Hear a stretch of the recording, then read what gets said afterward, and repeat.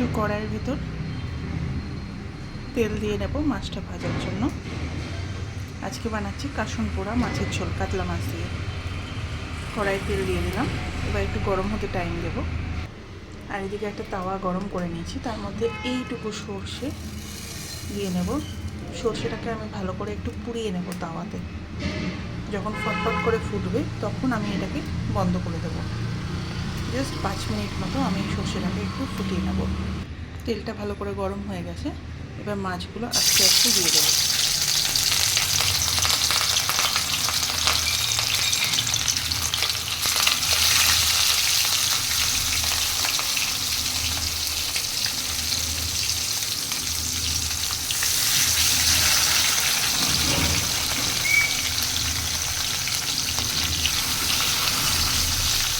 মাছগুলো ভাজতে একটু টাইম দেবো।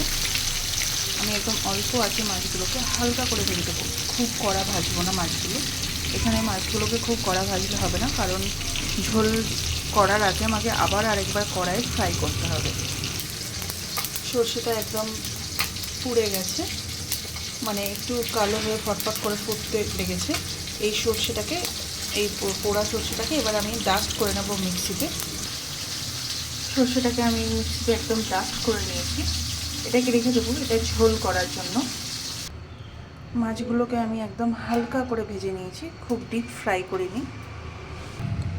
কড়াইয়ে এবার একটু কালো জিরে দিয়ে দেবো। দুটো মাঝখান থেকে ছিঁড়ে রাখা দুটো কাঁচা লঙ্কা দিয়ে দিলাম। কালো জিরেটা ভালো করে খুব সুন্দর করে গরম হয়ে গেছে। এবার মাছগুলোকে আমি আরেকবার দিয়ে দেবো, একটা একটা করে সব মাছগুলোকে আরেকবার দিয়ে দেবো। মাছগুলো আরেকবার কালো জিরের ওপর ফ্রাই হবে, সেই জন্যই আমি এর আগে ডিপ ফ্রাই করিনি, যে এই সময় আরেকবার মাছগুলোকে আমাকে দিতে হবে ফ্রাই করার জন্য। এই ঝোলটাতে মাছগুলো খুব একটা ফ্রাই হবে না। এরপর আমি হাফ চা চামচ মতো একটু হলুদ গুঁড়ো এর ভেতর দিয়ে দেবো, তেলের ভেতর। তার মধ্যেই একটুখানি পরিমাণ মতো লবণ দিয়ে দেবো তেলের মধ্যে। এর মধ্যে আমি দিয়ে দেবো একটু উষ্ণ গরম জল।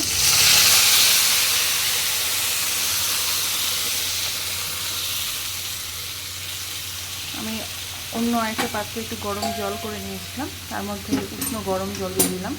এবার মাছগুলোকে আমি একটু ভালো করে ফোটাবো।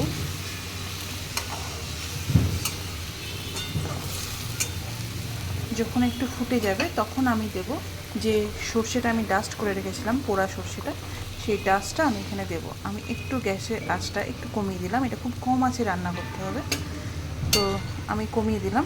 এটা একটু ফুটে উঠবে, তারপর আমি সর্ষের ডাস্টটা দেব। এইবার ঝোলটা খুব সুন্দর করে ফুটে গেছে। এবার ওই যে সর্ষেটা আমি ডাস্ট করে রেখেছিলাম, এটা অল্প সামান্য এর ভেতর দিয়ে দেব।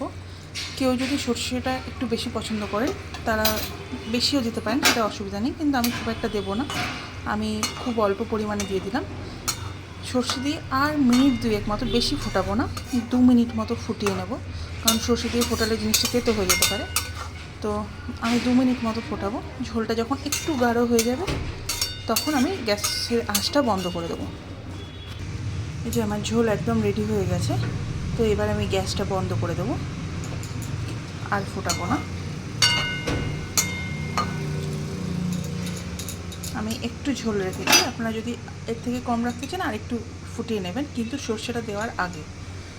সর্ষে দিয়ে বেশিক্ষণ ফোটাবেন না, কারণ সর্ষে দিয়ে বেশিক্ষণ ফোটালে এটা তেতো হয়ে যেতে পারে। এই যে আমি মাছের ঝোলটা একদম রেডি করে ফেলেছি।